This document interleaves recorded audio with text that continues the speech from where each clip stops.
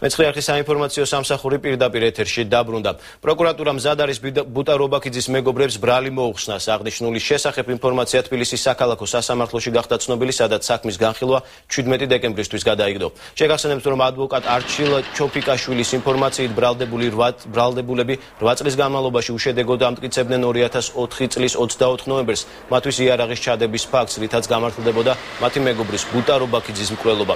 პროცესს ბუტა რობაქიძის მამა სოსო რობაქიძეც ესწრებოდა, როგორც მან ჟურნალისტებთან განაცხადა, ის დღეს პროკურატურაშია დაბარებული. გავრცელებული ინფორმაციით რობაქიძის საგამოძიებო სამსახურში დაბარების მიზეზი მისი შვილის ბუტა რობაქიძის საქმესთან დაკავშირებით გამოვლენილი ახალი გარემოებებია. ბუტა რობაქიძე 2004 წელს დიდუბის ეკლესიასთან მოკლეს. მის მკვლელობაში გარდაცვლილის ოჯახის წევრები საპატრულო პოლიციის თანამშრომლებს ადანაშაულებენ. აუცილებლად აღნიშნული პროცესი დასრულდება, მიუხედავად იმისა, გამოცხადდებიან თუ არა განსაზღვრები და უკვე გადაჭრით შეიძლება ითქვას, რომ დადგება გამამართლებელი განაჩენი. პროკურორმა დღეს მოიტანა ეს შუამდგომლობა ფიზიკურად და აფიქსირა თავის სურვილი, რომ უსურდა ამ შუამდგომლობის დაყენება. ბიჭებს იარაღი არ ქონდა.